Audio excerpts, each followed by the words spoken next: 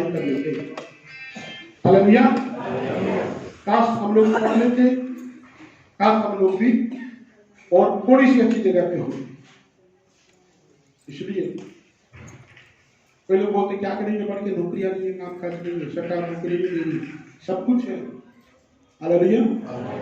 सरकार में सब, सरकार के काम बंद नहीं हुए हैं, नौकरियां खत्म नहीं हुई है। जो एबिलिटी है करने वाला होना चाहिए, उसके लिए वो है, जबकि आप परमेश्वर को जानते हैं। हालेलुया। परमेश्वर को आप जब जानते हैं, और निश्चय ही बाइबल में लिखा हुआ है, धर्मी जन को कभी भी टुकड़े मांगते हुए नहीं देखा। हालेलुया। परमेश्वर पर विश्वास करने वाले लोगों को कभी भी परमेश्वर ऐसे लोगों को नहीं आने देगा कि आपको मांगना पड़े।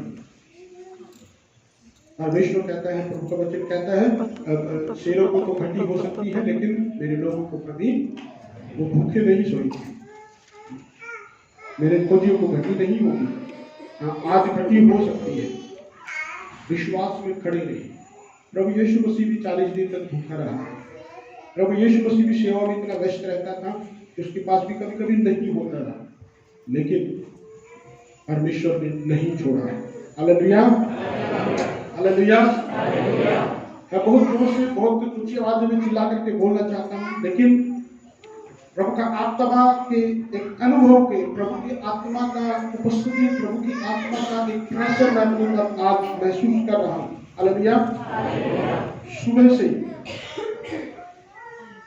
आप क्या सोचते हैं, एक व्यक्ति परमेश्वर के लिए कितना दे सकता है, क्या दे सकता है? हम लोग पढ़ेंगे कुछ वचनों को दाऊद के विषय में और इजरायलियों के विषय में। हम एक्सोडस, निर्गमन की किताब 25 अध्याय में हम लोग जाएंगे।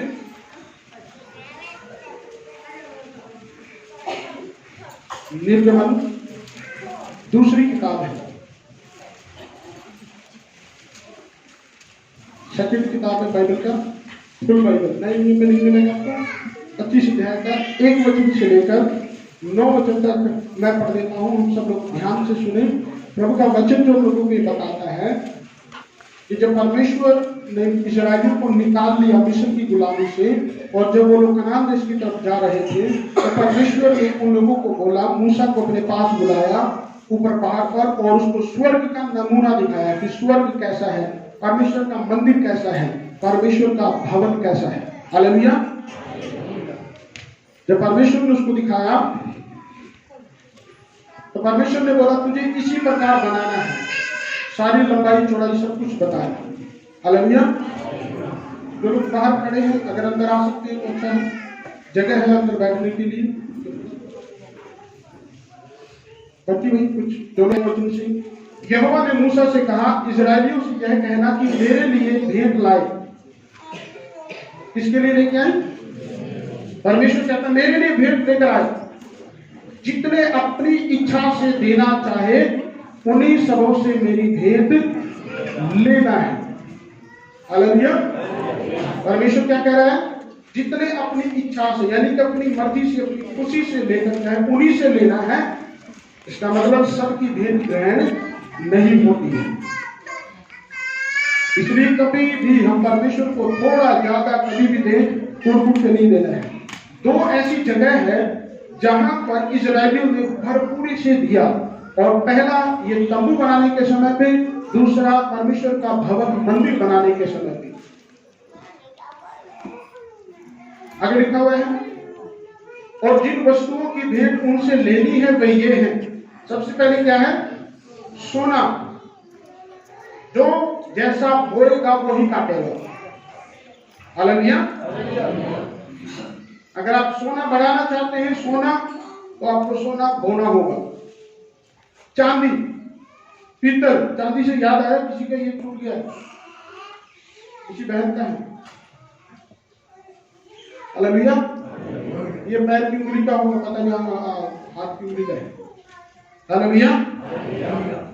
चांदी, पीतल, नीले, बैंगनी और लाल रंग का कपड़ा, सूक्ष्म सनी का कपड़ा, बकरी का बाल, लाल रंग से रंगी हुई मेढ़ों की खालें, सुइयों की खालें, बबूल की लकड़ी, उजियाले के लिए तेल, अभिषेक के लिए तेल और सुगंधित धूप के लिए सुगंध द्रव्य, एपोद चपरास के लिए सुलेमानी पत्थर, जड़ने के लिए मणि, 8 वचन में, और वे मेरे लिए एक पवित्र स्थान बनाए कि मैं उनके बीच निवास करूं। चीजें किनको देना? लोगों को, परमेश्वर को रहने के लिए, एक स्थान बनाने के लिए प्रभु ने उनको आज्ञा दी। 9 वचन कहता है, जो कुछ मैं तुझे दिखाता हूं, यानी कि मूसा से प्रभु बात कर रहे हैं, अर्थात निवास स्थान और उसके सब सामान का नमूना, उसी के अनुसार तुम उसे मेरे लिए बनाना। जो नमूना स्वर्ग का दिखाया गया है, ये स्वर्गीय तंबू है। तंबू की जो आप स्टडी करेंगे, बाइबल को पढ़ेंगे 25 अध्याय से लेकर के इस निर्गमन की पूरी किताब में आगे जाकर के, तो वो स्वर्ग का नमूना है। क्या क्या होता है स्वर्ग में, वो सब कुछ है। इजरायलियों में बाइबल के अंदर जो लिखा है वो बिल्कुल प्योर स्वर्ग का नमूना है। किसी मनुष्य का कथा कहानियां नहीं है। हालेलुया। इसलिए इसको बहुत ध्यान से पढ़ना है। और लोगों ने दिया, लोगों ने बहुत आयत से दिया। मूसा को रोकना पड़ा लोगों को कि तुम बस करो, अब हमारे लिए बहुत मुश्किल है। जब वो लोग देते और देते और देते जा रहे। हालेलुया। हम लोग पढ़ेंगे पहला इतिहास की किताब,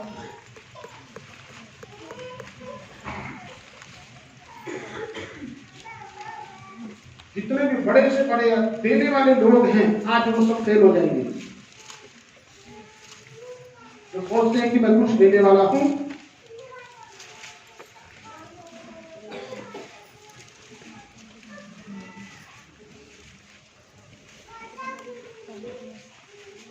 अट्ठाईस अध्याय मेरी बाइबल में 518 नंबर पेज पर,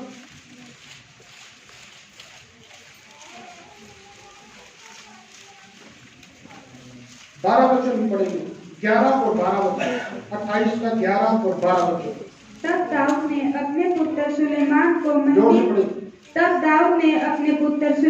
को मंदिर के ओसारे, कोठरियों, भंडारों, अटारियों, भीतरी कोठरियों, इतिहास 28 का 11 और 12। ठीक है, बढ़िया आगे। और प्रायश्चित के ढकने का स्थान का नमूना, और यहोवा के भवन के आंगनों और चारों ओर की कोठरियों, और परमेश्वर के भवन के भंडारों और पवित्र की हुई वस्तुओं के भंडारों के जो जो नमूने ईश्वर के आत्मा की प्रेरणा से उसको मिले थे, वे सब दे दिए। दाऊद आखिरी में जब बूढ़ा हो गया तो बोलता है, मैं बहुत बड़े महल में रहता हूं और परमेश्वर का जो संदूक है वो तंबू में है। हालेलुया। उसके मन में इच्छा जागृत हुई कि मैं भी परमेश्वर के लिए भवन बनाऊं। और जब वो भवन बनाने के लिए तैयारी किया तो लिखा हुआ है 12 की आखिरी 2 लाइनों में, जो जो नमूने ईश्वर के आत्मा की प्रेरणा से उसको मिले थे वे सब दे दिए। उसको अगुवाई कैसे मिली, उसको दिखा कैसे कि भवन कैसा बनाना है, और उस आत्मा के द्वारा उसको प्रेरणा मिली। 19 वचन में लिखा हुआ है, दाऊद ने कहा, मैंने यहोवा की शक्ति यानी कि पवित्र आत्मा से जो कुछ मुझको मिली, यह सब कुछ समझ बूझ कर लिख लिया। वो लिख करके गया और लिख करके सब कुछ अपने बेटे सुलेमान को दे करके गया, ये तुझे बनाना है। और उसके कुछ समय के बाद उसकी मृत्यु हो जाती है। हालेलुया। 29 अध्याय में जब पढ़ते हैं, देखिए क्या क्या इकट्ठा करते हैं। ये जो मैं आपको बता रहा हूं ये बहुत बड़ी बात है। हम लोग जो करने के लिए जा रहे हैं वो बहुत छोटी बात है। फिर राजा दाऊद ने सारी सभा से कहा, मेरा पुत्र सुलेमान सुकुमार लगता है, केवल उसी को परमेश्वर ने चुना है। काम तो भारी है, क्योंकि यह भवन मनुष्य के लिए नहीं, यहोवा परमेश्वर के लिए बनेगा। मैंने तो अपनी शक्ति भर अपने परमेश्वर के भवन के निमित्त सोने की वस्तुओं के लिए सोना, चांदी की वस्तुओं के लिए चांदी, पीतल की वस्तुओं के लिए पीतल, और लोहा, लकड़ी और सुलेमानी पत्थर, जड़ने के लिए मणियां और कच्चीकारी के काम के लिए भिन्न भिन्न रंगों के नग और सब भांति के मणि और बहुत सा संगमरमर इकट्ठा किया। हालेलुया। सब कुछ उसने इकट्ठा किया अपने जीवन भर। लेकिन अब एक बात जो मैं आपको बताना चाहता हूं वो ये है कि उसने बहुत कुछ इकट्ठा कर रखा था, लेकिन जब 3 वचन पढ़ते हैं, फिर मेरा मन अपने परमेश्वर के भवन में लगा है, इस कारण जो कुछ मैंने पवित्र भवन के लिए इकट्ठा किया है उस सबसे अधिक मैं अपना निज धन भी, जो सोना चांदी के रूप में मेरे पास है, अपने परमेश्वर के भवन के लिए। उसको संतुष्टि नहीं हुई सारा कुछ इकट्ठा करके भी। वो कहता है कि मेरा जो पर्सनल है, निज है, मेरा जो तिजोरी में रखा हुआ मेरे लिए, मेरे नाम के लिए। राजा के पास भी दो प्रकार के भोग होते हैं, एक तो उसका अपना होता है और एक खर्च करने के लिए होता है। हालेलुया। वो बोलता है कि जो मेरा अपना सोना चांदी में, वो भी परमेश्वर के नाम के लिए, परमेश्वर के भवन के लिए दे दिया।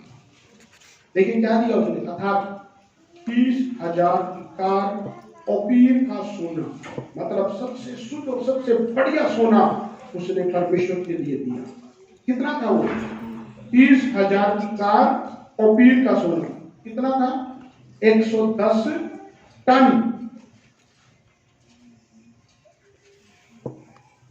कितना सोना दिया दाऊद ने? 110 टन। आज के रेट के हिसाब से कितना मिलेगा? मैंने जोड़ा। आगे बढ़िए। 7,000 की कार ताई हुई चांदी, 260 टन चांदी परमेश्वर के भवन के लिए।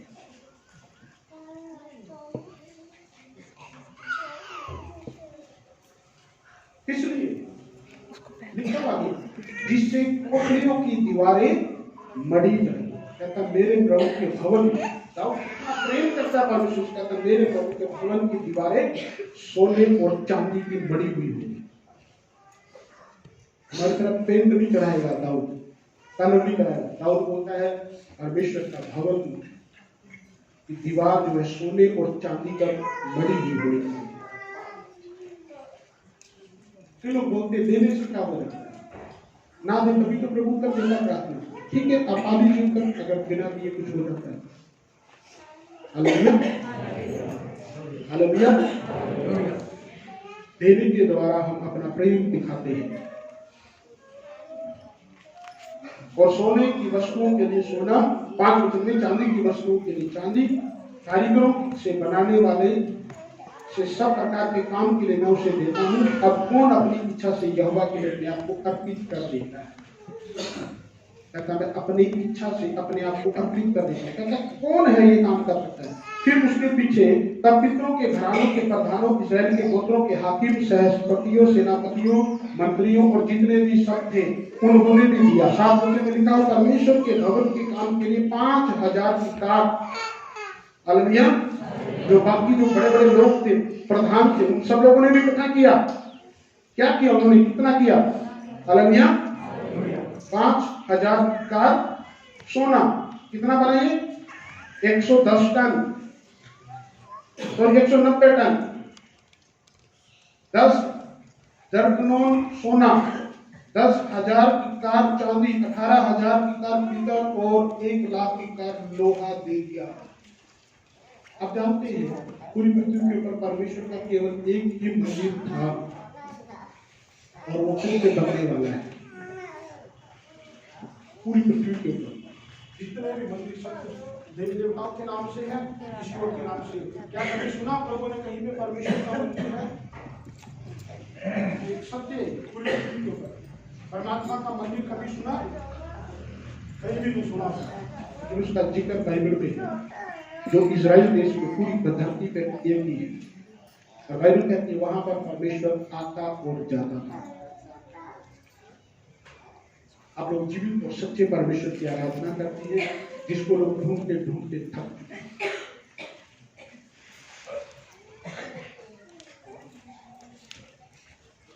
परमेश्वर की खोज में लगे रहे। प्रभु जैसा आपको अगुवाई करे वैसा नहीं, ज्यादा से ज्यादा जो आप वही के मुकाबले। हालेलुया। आपको पता है जब दाऊद ने अपना भी दे दिया, इकट्ठा भी किया, उसके मंत्रियों ने भी दिया, हुआ था इसके बाद में सुलेमान के विषय में हम पढ़ते हैं, जो दाऊद का बेटा था, परमेश्वर ने उसको कितना दिया। दूसरा इतिहास की किताब, इसके आगे जाइए, 9 अध्याय।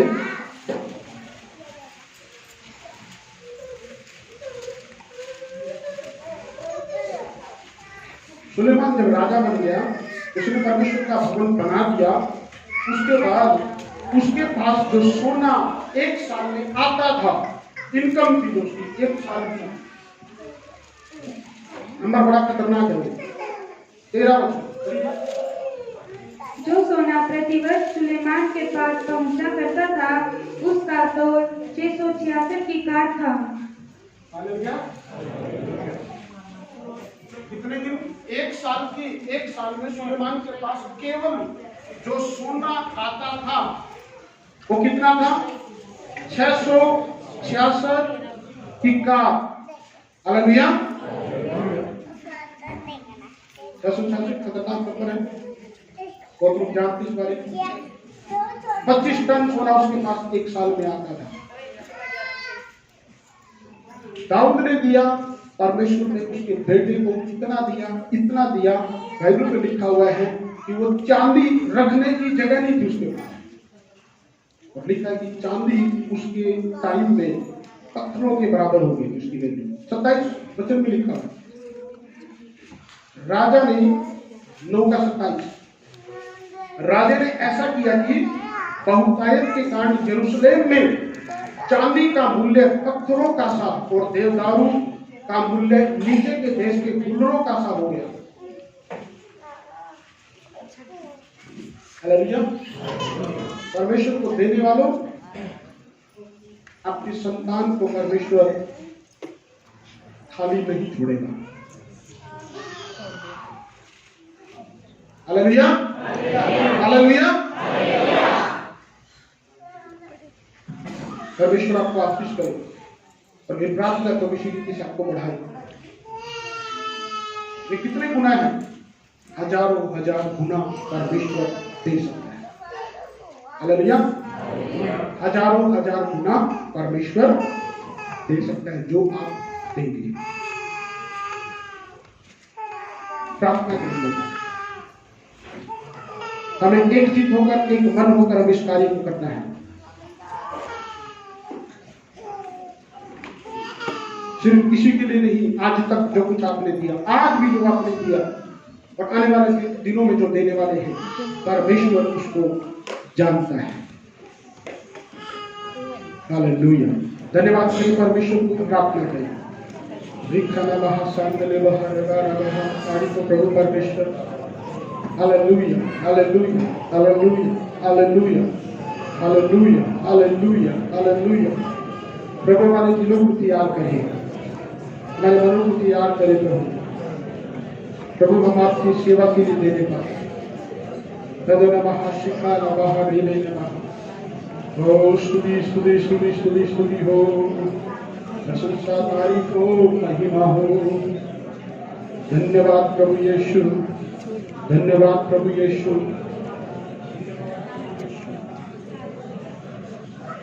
हालेलुया। प्रभु आप किसी का दिल ना खोले तो कोई भी इसका एक नहीं कर सकता। आपका वचन कहता है 2 को भी दिया जाएगा। प्रभु आपके राज्य के लिए, आपकी महिमा के लिए अपने दिलों को, अपने मनों को खोल दे। हालेलुया। ये परम प्रधान प्रभु परमेश्वर आपका धन्यवाद। दाऊद के जीवन से, इस्राएलियों के जीवन से किस रीति से बहुतायत से उन्होंने आपके सेवा के लिए, अपने नाम के लिए भेंट दिया। प्रभु इस कलीसिया के और हम सब के दिलों को खोल दे रहे। Hallelujah, hallelujah, hallelujah. प्रभु यीशु कई लोगों से बातचीत करें। खुदा प्रभु, जिन लोगों के पास धन है, जिनको आपने दिया है, क्योंकि परमेश्वर मनुष्य को तो ही बढ़ाता है और आप ही घटाते हैं, आप ही उसको देते हैं। हालेलुया। तो आपके नाम के लिए, आपकी भेंट के लिए बहुत अच्छे दें। हालेलुया। जिन लोगों के काम काज में अड़चन है, रुकावट है, बाधाएं है, प्रभु यीशु के नाम में उनके काम काज के लिए उन्नति और आशीष से आने पाए। प्रभु यीशु के नाम में उनके लिए अद्भुत काम और रास्ते खुल जाए। Thank you Jesus. हालेलुया। जो भेंट और दान आज प्रभु आपकी सेवा के लिए दिया गया, इसमें 100 गुना 1000 गुना फल दे। प्रभु परमेश्वर 100 गुना और 1000 गुना फल दे, ताकि हम इस देने की आशीषों को जाने को सीख सके। खुदावंद आपका नाम महिमा पाए। आइए अपने सब लोगों को आशीष करें, ब्लेस करें। धन्यवाद के साथ प्रभु यीशु के नाम में मांगते हैं, आमीन आमीन। हालेलुया। पहला इतिहास उसका 29 अध्याय का अध्ययन करें, बार बार उसको पढ़ ले घर जाकर के। और देखिए उसमें दाऊद की प्रार्थना, वो हम लोगों ने नहीं पढ़ी है। दाऊद की प्रार्थना है और वो हम लोगों ने नहीं पढ़ी है। उस प्रार्थना को मनन करें, ध्यान करें, शब्दों को देखिए वो क्या बोलता है। उसमें ये चेक करना अपने शब्दों में दाऊद क्या बोलता है परमेश्वर को। हालेलुया। एक निचोड़ में आपको बता देता हूं, प्रार्थना से चंगाई मिल सकती है, प्रार्थना से बहुत कुछ मिल सकता है और सब कुछ होता है, लेकिन धर्म की आशीष प्रार्थना से नहीं मिलती है।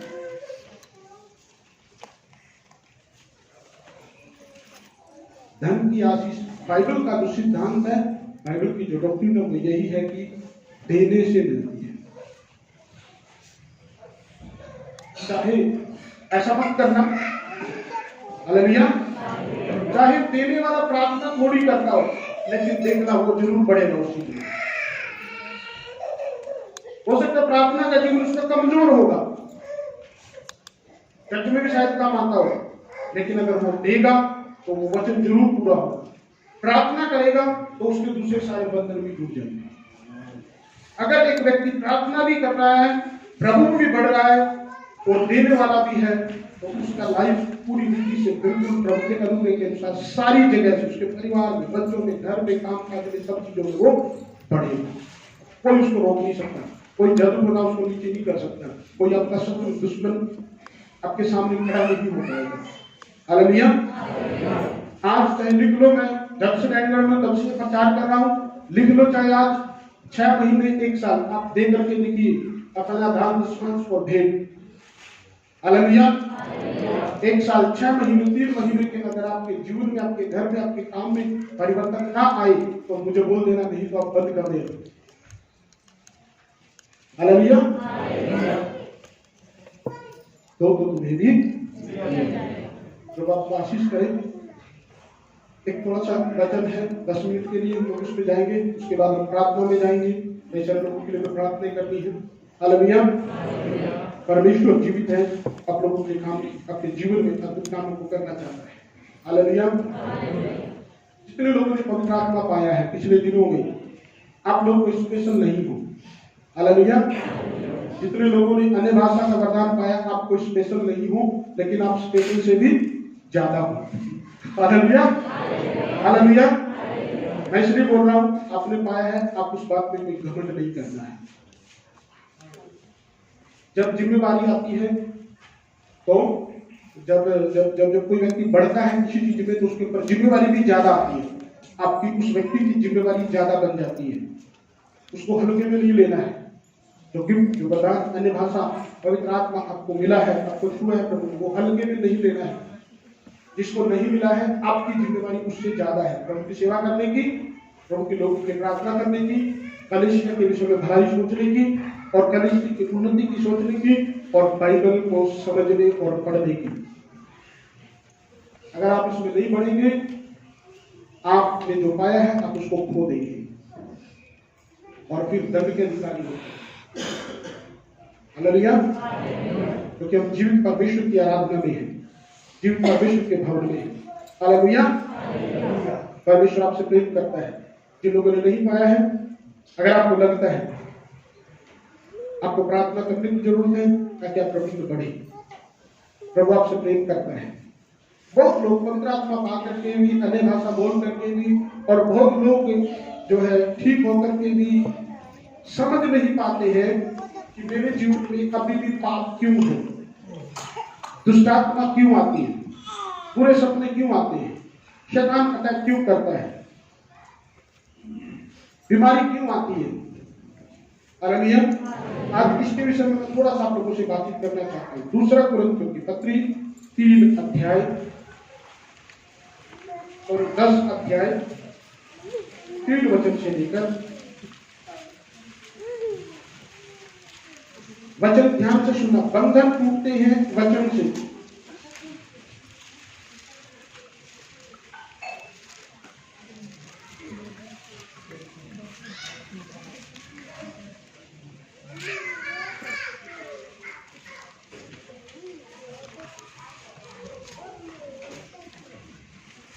दूसरा कोरिन्थियों 10 अध्याय 3 से लेकर 6 वचन तक कोई भी जन पढ़े जल्दी से। क्योंकि नई बाइबल में नए नियम में पेज नंबर 253 पे है। क्योंकि यद्यपि हम शरीर में चलते फिरते हैं तो भी शरीर के अनुसार नहीं लड़ते, क्योंकि हमारी लड़ाई के हथियार शारीरिक नहीं पर गढ़ों को ढा देने के लिए परमेश्वर के द्वारा सामर्थी हैं। इसलिए हम कल्पनाओं का और हर एक ऊंची बात का जो परमेश्वर की पहचान के विरोध में उठती है खंडन करते हैं और हर एक भावना को कैद करके मसीह का आज्ञाकारी बना देते हैं और तैयार रहते हैं कि जब तुम्हारा आज्ञा पालन पूरा हो जाए तो हर एक प्रकार के आज्ञा उल्लंघन को दंडित करे। आमीन, हालेलुया। इसमें ज्यादा समझाने के लिए मैं आज नहीं जाऊंगा, सीधा समय बात आपको बोलना चाहता हूँ। जैसे कि 4 वचन में लिखा हुआ है, हमारी लड़ाई के हथियार शारीरिक के लिए पर गढ़ों को ढा देने के लिए परमेश्वर के द्वारा सामर्थी है। हालेलुया, बोलिए मेरे हथियार गढ़ों को ढाने के लिए परमेश्वर के द्वारा सामर्थी है। मेरे हथियार परमेश्वर के द्वारा गढ़ों को ढाने के लिए सामर्थी है। हालेलुया। आज आपको इस बात को जानना है कि गढ़ क्या है, कौन से गढ़ को आपको ढाना है। परमेश्वर के द्वारा सामर्थी है। गढ़ क्या है, कौन से गढ़ को आपको गिराना है। हालेलुया। एक वचन हम लोग पढ़ेंगे, इसी में कुछ धागा कागज रखिएगा। हम पढ़ेंगे नीति वचन की किताब 16 अध्याय 32 वचन।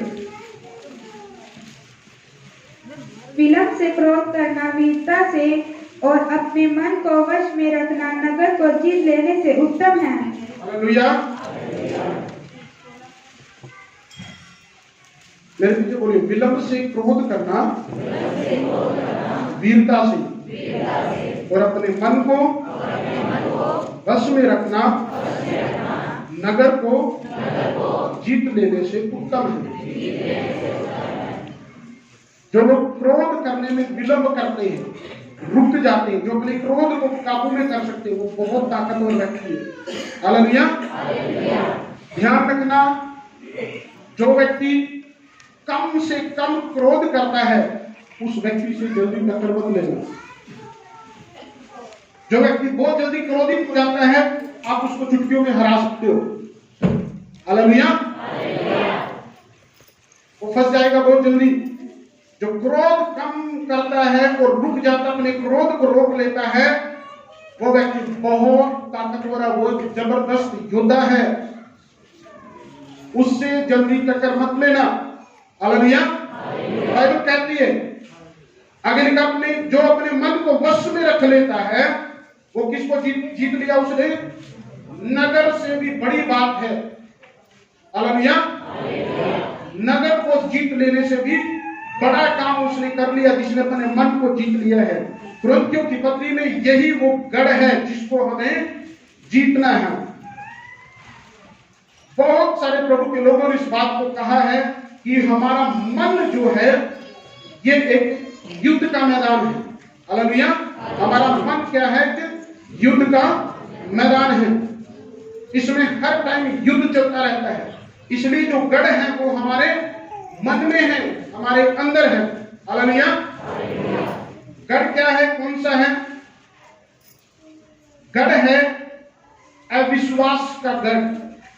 जो लोग अविश्वास में दबे पड़े हैं, गढ़ है डर का, उनका डर खत्म नहीं होता है। गढ़ है चिंता का, वो लोग चिंता करते हैं। बहुत लोग बेफजूल चिंता करते हैं। पड़ोसी को प्रॉब्लम हो गई है, वो चिंता बीपी लो हाई करा के घर में पड़ेंगे। कुछ ऐसे लोग भी हैं।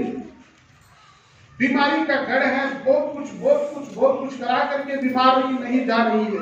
श्राप जो होता है वो एक गढ़ है, कई लोगों के घरों में उनके परिवार के लोग बिना टाइम के मर जाते हैं, बीमार पड़े रहते हैं। वो एक श्राप हो सकता है, श्राप नहीं भी हो सकता है, बीमारी। हालेलुया। वो आपको देखना टाइम टाइम पर जो चीज जागृत हो जाती है 6 महीने में, 1 साल में, तो वो श्राप है, वो शैतान का काम है। वो एक गढ़ है जो आपके परिवार के और आपके विरोध में है। कर्जा एक गढ़ है जो खड़ा हो चुका है, शायद आपकी गलती से, शैतान के कारण, किसी भी कारण से वो आपके विरोध में गढ़ बन के खड़ा है, जो जिसने आपको कैद कर दिया है। आप सो नहीं पाते आराम से, आप उससे आगे नहीं बढ़ सकते, आप अपनी खुशी से, दिल की इच्छा से कुछ खरीद नहीं पाते हैं, क्योंकि कर्जे ने गढ़ बना लिया है। आप उसकी दीवार को पार नहीं कर पाते। बार बार जल डूबने वाले के पास जाते हैं। एक गढ़ है, और हो सकता है अभी भी कुछ भी इस प्रकार की बातें आपको दिखाई देती है, उसको आपको उठाना है। बुरी आदतें एक गढ़ है, लस्ट एक गढ़ है जो आपके अंदर है, किसी भी व्यक्ति के अंदर है। वासना जिसको बोलते हैं, बुरी अभिलाषा, आंखों की अभिलाषा, जो आंखों में गंदगी भरी हुई है। जब तक वो कुछ मोबाइल, टीवी या दुनिया में कुछ गंदी चीजें, कुछ बातें देखे ना, तब तक उनको आराम चैन नहीं आता है। और हो सकता है वो एक दुष्टात्मा हो उस व्यक्ति के अंदर, व्यभिचार की गंदी आत्मा, और वो आंखों में वासना भरी हुई है, व्यभिचार। बहुत सारे लोगों